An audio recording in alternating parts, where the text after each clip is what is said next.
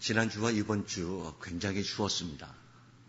감기 걸리신 분들도 많으실 텐데 저처럼 이렇게 목이 다 쉬어서 우리 황 목사님께 오늘 사회를 좀 부탁드렸습니다. 아침에 일어나고 나니까 제가 오늘 설교할 수 있을까 싶을 정도로 목소리가 나오지 않았는데 하나님께서 은혜를 주셔서 이렇게 여러분 앞에 서서 함께 말씀을 나누게 돼서 정말 기쁘게 생각합니다.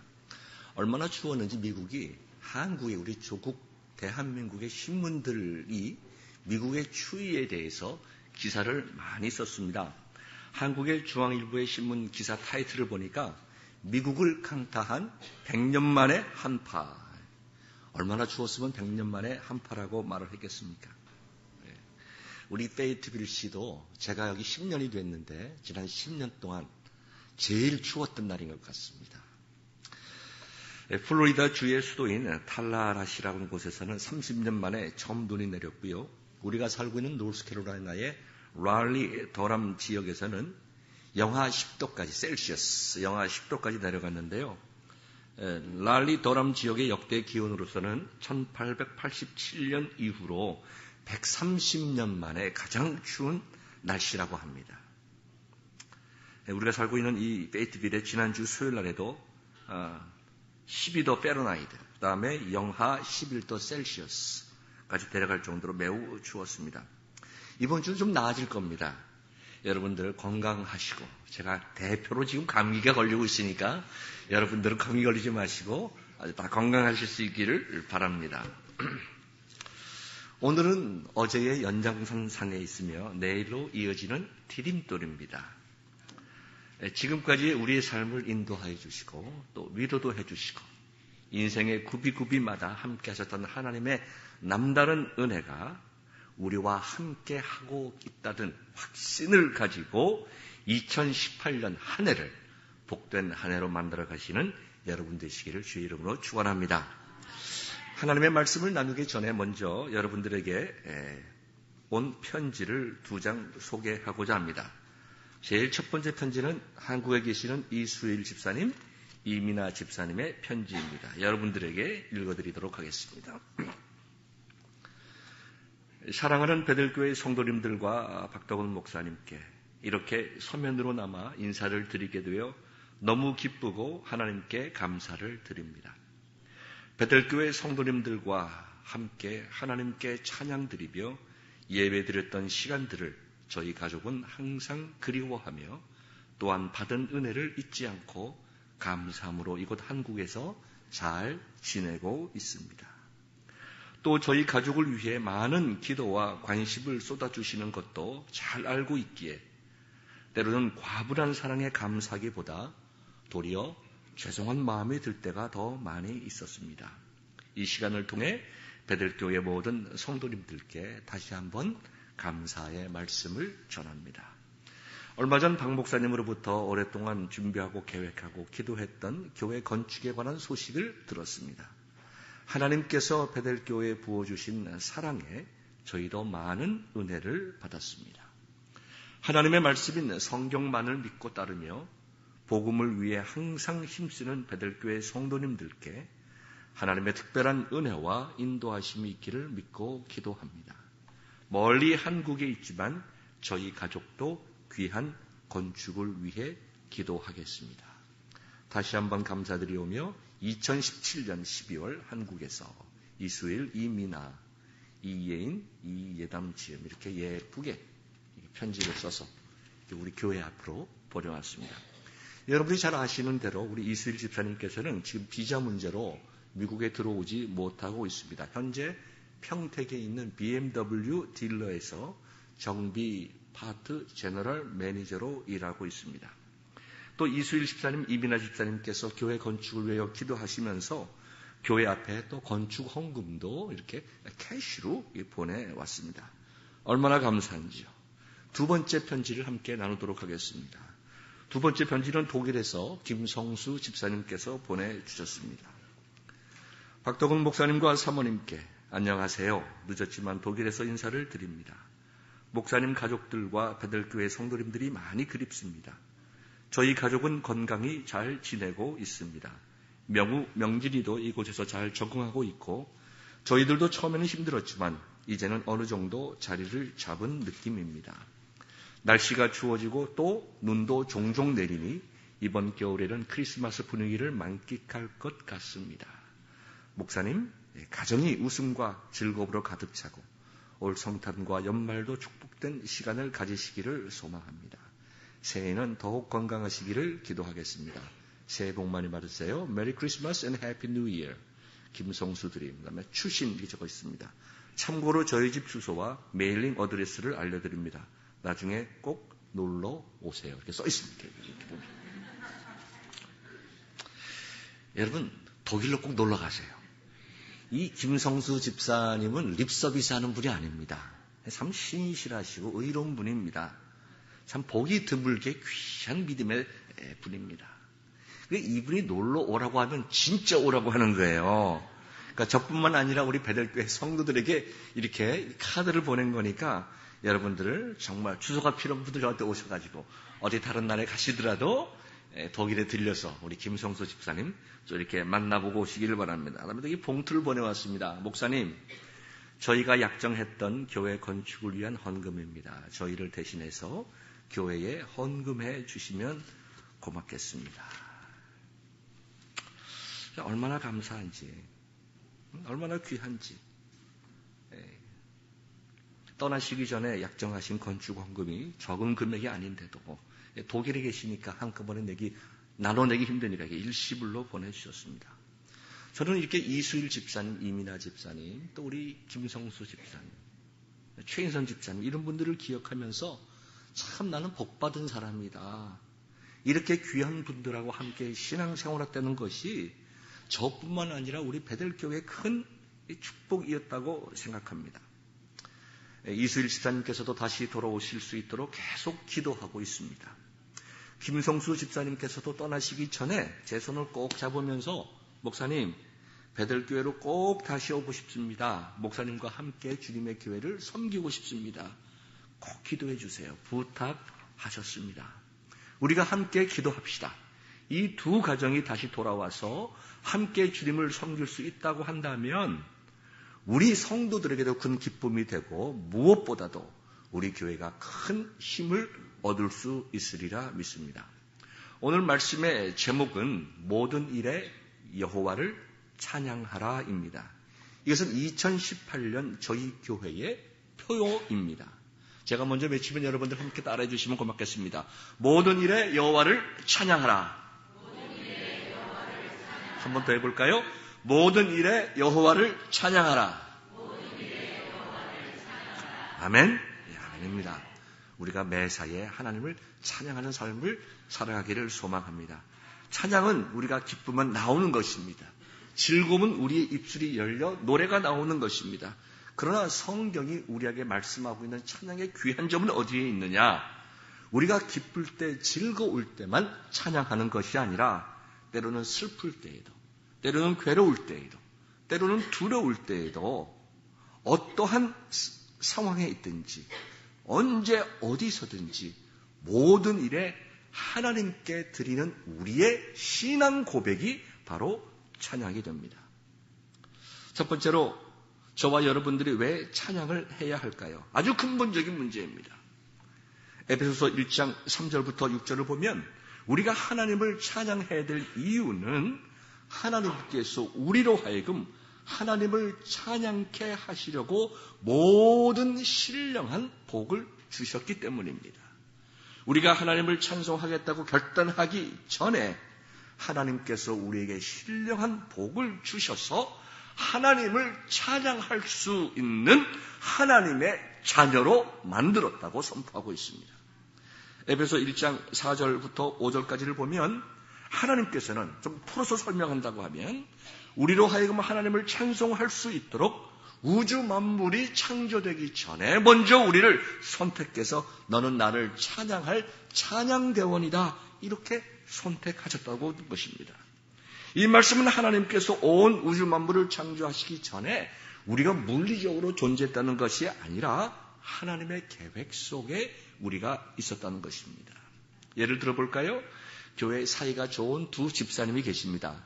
한 분은 호돌이라고 하는 강아지를 가지고 있고 한 분은 호순이라고 하는 강아지를 기르고 있습니다. 두 분이 스타벅스 커피숍에서 만나가서 얘기를 합니다. 집사님, 내 그 호수리가 참 예쁜데 우리 호돌이하고 짝을 맺어줍시다. 그래요? 그거 참 좋은 생각입니다. 그러면 새끼를 낳으면 어떻게 할까요? 보통 한 3-4마리 나는데 어떻게 할까요?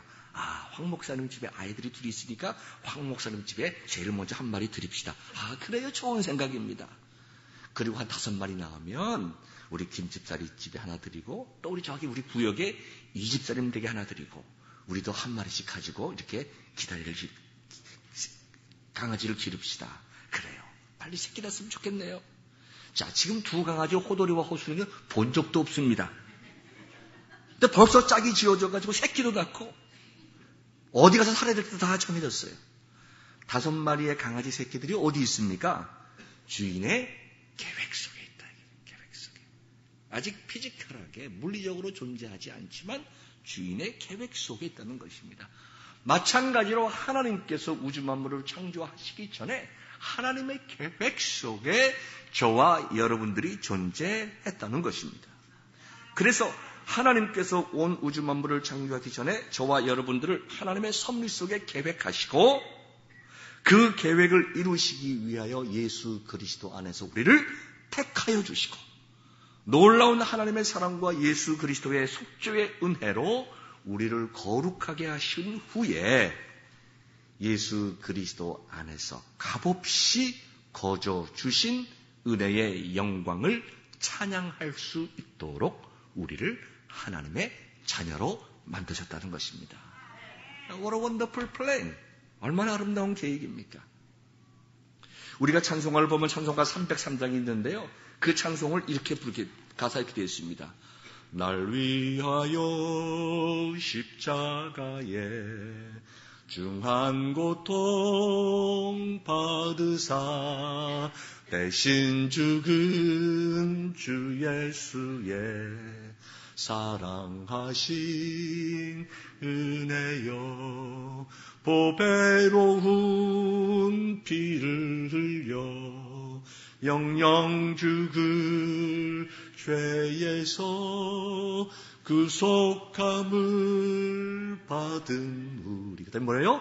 어찌 찬양 안 할까? 우리가 어떻게 찬양하지 않을 수가 있겠습니까? 우리는 하나님의 선택받은 자녀들입니다. 우리는 죄사함을 받은 은총받은 하나님의 자녀들이고 구원과 영생을 선물로 받은 하나님 나라의 백성들입니다. 어떻게 우리가 이 놀라운 복과 은총과 은사를 감사하며 찬송하지 않을 수가 있겠습니까? 우리의 인생 속에 때로는 고난도 있고 눈물과 아픔도 있다 하더라도 궁극적인 승리와 영원한 복과 생명을 허락하신 하나님의 사랑에 그런 것들을 비교해 본다고 하면 아무것도 아니고 비교할 수조차 없는 큰 은총 속에 저와 여러분들이 지금 살아가고 있다는 것입니다. 그러므로 사랑하는 여러분, 왜 우리가 하나님을 찬양해야 되는가? 특별히 2018년에 왜 하나님을 찬양해야 되는가? 우리가 구원받은 하나님의 놀라운 은총 속에 있는 하나님의 자녀라는 것을 깨닫고 더욱더 정말 믿음 가운데 살아가시는 주의 백성들 되기를 바랍니다. 두 번째는 우리가 인생을 살아가면서 하나님께 찬양하는 자들이 인생을 승리하게 됩니다. 성경에는 여러 가지 예들이 많이 나와 있지만 오늘 3가지 예를 들어보도록 하겠습니다. 기쁠 때나 슬플 때나 찬양하는 자들이 승리하는 이유를 봅시다.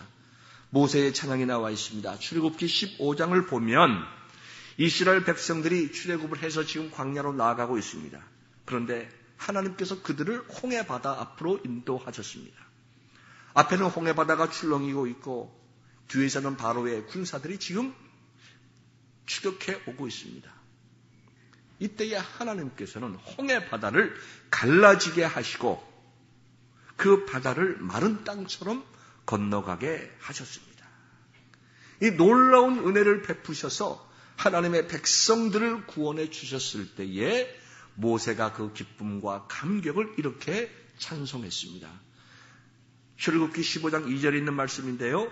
여호와는 나의 힘이요 노래시며 나의 구원이시로다. 그는 나의 하나님이시니 내가 그를 찬송할 것이요 내 아버지의 하나님이시니 내가 그를 높이리로다. 얼마나 귀한 말입니까? 여호와는 나의 힘이요 노래시며 나의 구원이시로다.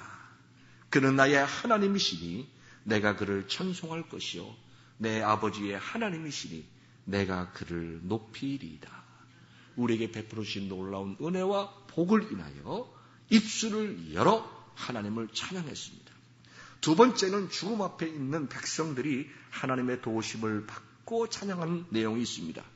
여호사밧과 유대 백성들에 관한 이야기인데요. 역대하 20장에 기록이 되어 있습니다.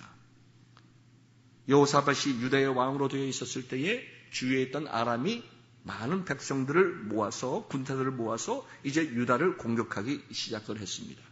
많은 사람들이 이제 많은 군대들이 온다는 소식을 듣고 여호사밧은 두려워했습니다. 그러나 두려움 속에서도 하나님께 대한 소망을 버리지 않고 온 백성들에게 금식하라고 선포하고 자신도 금식하면서 하나님 앞에 기도했습니다.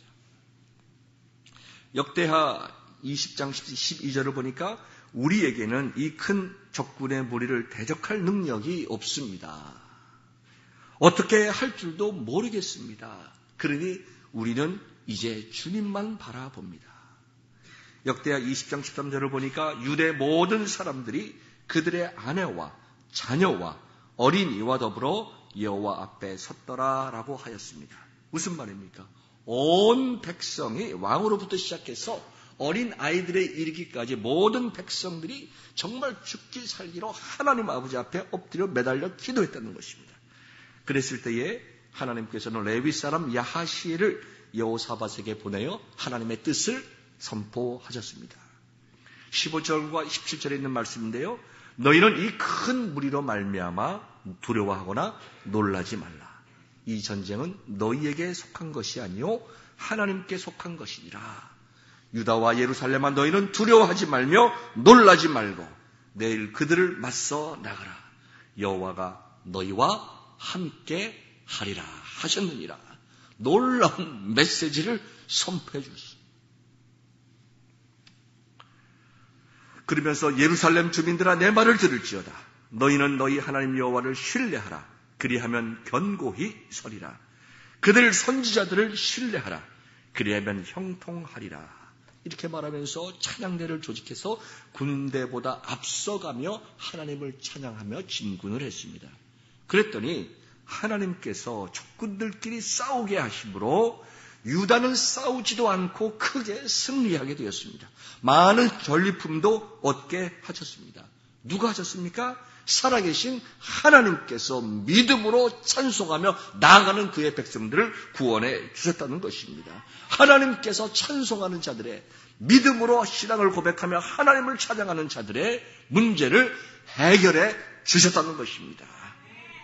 세 번째는 신약성경에 보면 사도행전 16장에 바울과 실라의 찬송이 기록되어 있습니다. 바울과 실라가 복음을 전하다가 억울하게 많은 매를 맞고 깊은 감옥에 갇히게 됩니다. 강수들은 그들이 또 도망갈까 봐서 쇠사슬로 그들의 발을 채웠습니다. 그런데 사도행전 16장 25절을 보니까 바울과 실라가 한밤중에 기도하고 하나님을 찬양하며 죄수들이 듣더라. 한밤중에 바울과 실라가 기도하고 하나님을 찬송하며 그 죄수들이 듣더라. 왜 한밤중에 기도하고 찬양했을까요? 죄수들이 왜 그 찬송을 들었을까요? 본문에는 자세한 설명이 기록되어 있지 않지만 여러 가지 정황을 미루어 보면 우리는 좀 이렇게 이해할 수 있을 것 같습니다. 아마도 그날 낮에 바울과 실라가 많은 매를 맞아서 아마 정신을 잃은 것 같아요. 정신을 잃지 않았다 하더라도 적어도 몸이 거동하거나 어떻게 움직일 수 없을 만큼 많은 매를 맞고 감옥에 집어넣었습니다. 정신을 잃었다가 한참 뒤에 깨보니까 한밤중입니다. 얼마나 그들이 참 고통스러웠을까요? 얼마나 조금 전까지는 루디아를 만나서 정말 새로운 교회가 세워질 것 같더니만 하루아침에 모함을 받아서 이와 같이 어려운 상황 속에 처해진 이것을 어떻게 그들이 이해할 수 있었을까? 얼마나 혼란스러웠겠어요. 인간적으로 얼마나 억울했겠어요. 그러나 바울과 실라는 그 힘든 상황 속에서도 의지적으로 결단하고 하나님께 기도했습니다. 조용히 찬송을 불렀습니다. 어쩌면 그들의 마음속에는 하나님, 이제 제가 할 만큼은 했으니 이제 지쳤으니 주님 품에 가고 싶습니다. 이런 기도가 있었을지도 모릅니다.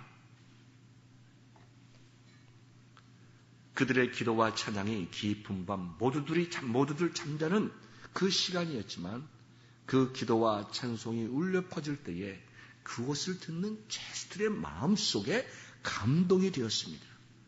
그러니까 그들이 조용히 귀를 기울여서 사도 바울과 실라의 찬송을 들었던 것입니다. 바울과 실라의 기도와 찬양 속에는 세상이 알지 못하는 힘, 영적인 힘과 영성이 있었을 것입니다. 수많은 고난을 헤쳐오면서 생긴 영적인 힘, 그 영성과 영역을 통하여 나오는 찬양이 그 죄수들의 마음을 움직였을 거예요. 저는 종종 그들이 어떤 찬송을 불렀을까? 내가 만약에 그런 상황 속에 들어갔다고 하면 어떤 찬송을 부를 것인가 생각해 볼 때가 많이 있습니다. 찬송가 우리 336장처럼 혼란과 핍박 중에도 성도는 신앙 지켰네. 이 찬송을 불렀을까? 아니면은 찬송가 433장처럼 내 영혼이 은총이 입어 중한죄 좀 벗고 보리. 이 찬송을 불렀을까? 아니면은 십자가를 내가지고 이 찬송을 불렀을까? 주도욕을 받았으니 나도 곤욕 당하리. 세상 사람 간사하나 예수 진실합니다. 내가 이 찬송을 불렀을까? 어떤 찬송을 불렀을지 우리는 알 수 없지만 바울과 실라가 이러한 찬송을 불렀을 때에 죄수들만 듣고 있는 것이 아니었습니다. 간수들도 듣고 있었을 것이고 우리 하나님께서도 그들의 기도와 찬송을 듣고 계셨습니다. 내 사랑하는 바울과 실라가 저 고통 속에서 나에게 찬송하는구나. 하나님께서 감동받으시고 은혜 받아서 조용히 찬송을 듣고 계셨습니다. 그런데 바울과 실라가 찬송을 부르는 동안에 점점 힘 있는 찬송을 부릅니다. 처음에는 힘들고 지치고 좀 철학했겠지만 믿음을 가지고 찬송을 부르자 소망 가운데 힘있게 찬송을 부를 수 있었을 것입니다. 아마도 우리처럼 찬송가를 가지고 있었으면 아마도 249장을 부르지 않았을까. 저 하늘 황금길 나 올라갈 때에 시온성 언덕 위에서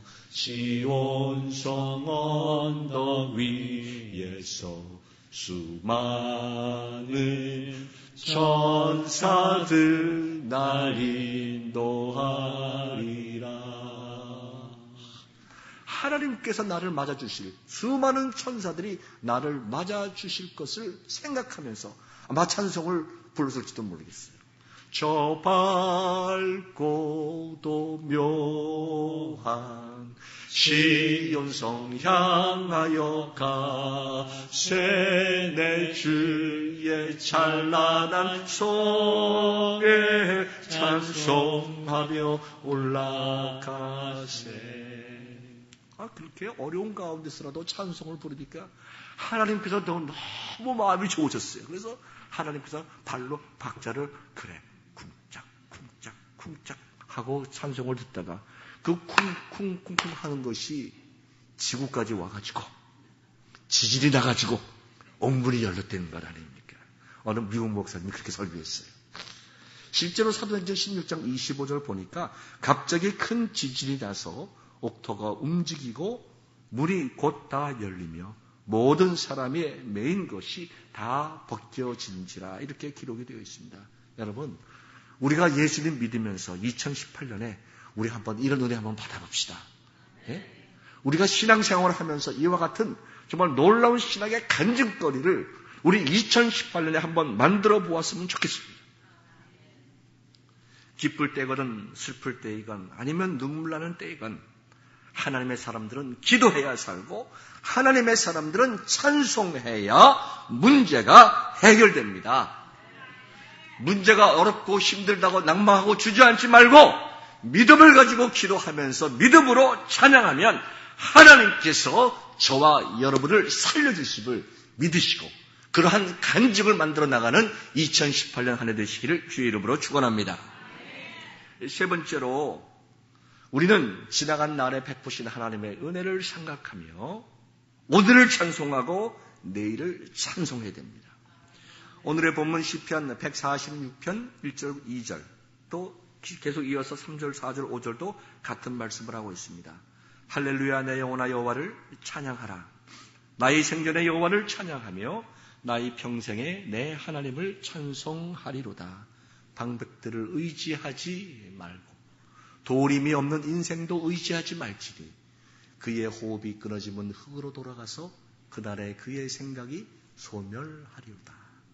야곱의 하나님을 자기의 도움으로 삼으며 여호와 자기 하나님에게 그 소망을 두는 자는 복이 있도다.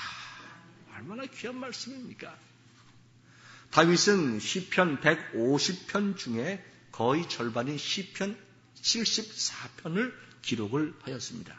여러 가지 다양한 주제를 가지고 하나님을 찬송했지만 가장 중요한 그 사상은 바로 시편 23편에 기록된 시와 같은 사상입니다.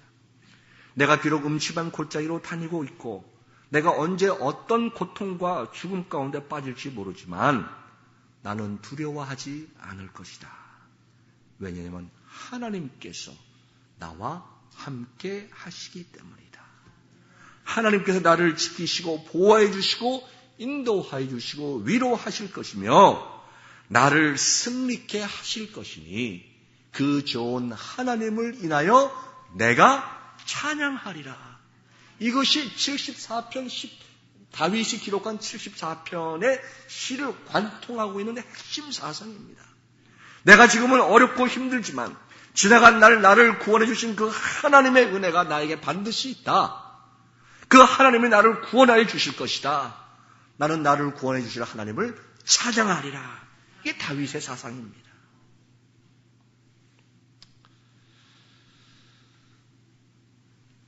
(2018년) 한 해를 시작하는 여러분들에게 2017년의 문제가 그대로 있을 수 있습니다.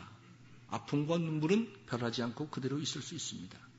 해는 바뀌어서 희망찬 말을 나누긴 했지만 여러분들의 처해져 있는 상황은 조금도 달라지지 않을 수가 있습니다.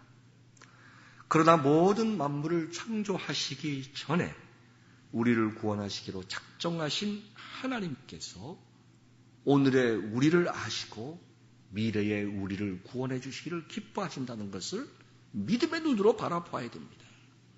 교회도 마찬가지입니다. 올 한 해는 저희들이 건축을 시작하게 될 것입니다. 신교실이 좀 부족해서 신교실을 조금 더 늘리려고 생각을 시작을 했습니다. 그러다가 차라리 짓는 것이 낫겠다. 우리 교회가 땅이 25에이커가 있으니까 차라리 짓는 것이 낫겠다라고 생각이 들어서 재직회와 공동의회를 통해서 한 7,000 스퀘어피트 정도의 신교실과 교육시설을 짓기로 결정을 했습니다. 교단으로부터 융자도 다 결정이 되었고 우리가 또 이제 교인들이 또 건축헌금도 작정을 했지만 목표보다 더 많이 성도들이 30% 정도 더 성도들이 열심히 헌금을 하셨습니다. 이런 것들을 통해서 이거 하나님께서 하시는 거구나. 하나님께서 인도해 주시는 거구나. 이것이 우리의 생각보다 앞서가시면서 길을 열어주시는 하나님의 은혜구나. 우리가 할렐루야 감사하며 찬송하지 않았습니까? 특별히 우리가 교회 건축을 할 때 어떤 마음으로 했습니까? 우리 1세들이 다음 세대를 위하여 마지막으로 한 번 더 헌신해보자.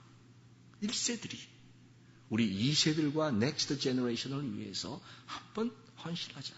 그래서 헌금의 80% 이상이 다 이 55세 이상에 있는 분들이 헌금하시는 겁니다. 특별히 우리 교회는 젊은 사람들이 3년마다 임지가 바뀌는 그 대부분 군인들입니다. 여기에 3년 계시는 동안에 우리 교회가 잘 섬기고 양육해서 다음 스테이션으로 갔을 때에 그곳에서 정말 능력 있는 그리스도인으로 섬길 수 있도록 우리가 3년 동안 특별하게 우리 젊은 우리 장병들을 좀 양육해야 되겠다. 이것이 우리 교회의 목표다. 중요한 사역의 방향이다. 우리가 그렇게 결정하지 않았습니까? 우리가 그렇게 결정을 하고 우리가 섬겨나갈 때에 많은 정말 놀라운 은혜와 사랑이 있었는데요. 여러분들에게 또 두 편의 편지를 또 들려드리도록 하겠습니다. 한 편지는 우리 2017년 10월에 한국으로 떠난 우리 김민선 자매가 보내주셨습니다. 박덕원 목사님, 지난 3년간 베델교회에서 예배드리고 목사님을 통해 성경 공부할 수 있어서 정말 감사했습니다. 교회를 떠난 분들도 아직 교회에 계시는 분들도 한결같이 이야기하듯 우리 베델교회는 정말 하나님의 사랑이 넘치는 교회예요. 목사님과 많은 분의 기도로 수아도 태어나고 건강하게 잘 자라고 있어요. 베델교회는 영원히 잊지 못할 거예요.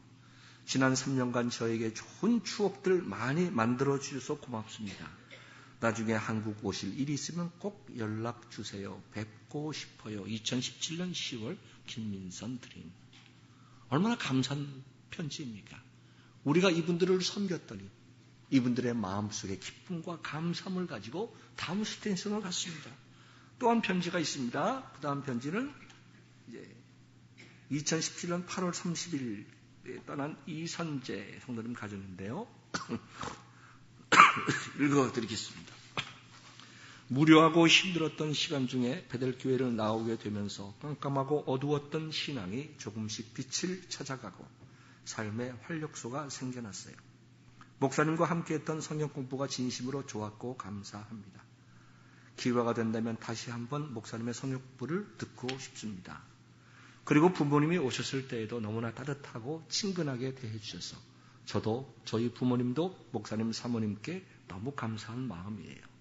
베델교회 다니면서 정말로 많은 것을 받고 떠납니다. 모두 감사드려요. 정말 잊지 못할 행복한 기억으로 추억으로 가슴속 깊이 새겨질 것 같습니다. 항상 건강하시고 목사님 가족과 베델교회를 위하여 기도하겠습니다. 다시 만나는 날까지 행복하세요. 감사합니다. 2017년 8월 31일 이선재, 이슬기, 서울 산가족 올림.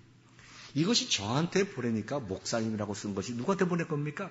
다 여러분들한테 보낸 거예요. 여러분들에게. 사랑하는 베델교회 성도 여러분. 또 여러분들에게 일일이 개인적으로 편지 보낼 때 여러분들에게 집사님께 동일한 내용의 편지를 여러분들이 다 받으시고 또 받으신 거와 마찬가지입니다.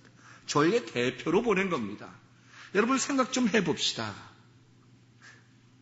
우리 교회가 정말 젊은 분들을 잘 양육하고 섬기기 위하여 애쓰니까 사역의 열매가 맺히는 거예요. 선교도 마찬가지고 젊은 청년들을 위한 섬김도 마찬가지입니다. 이제는 우리가 이 모든 일들, 지나간 날 우리에게 주셨던 하나님의 은혜를 찬송하면서 우리에게 은혜로 주신 2018년, 기회로 주신 2018년처럼 2018년을 다윗의 고백처럼 하나님께서 우리와 함께하여 주신다. 믿고 찬송하고 살아가기로 결단하고 우리가 소망 가운데 살아간다면 2018년 하나님께서 주시는 놀라운 은혜와 축복이 여러분들에게 있을 줄 믿습니다.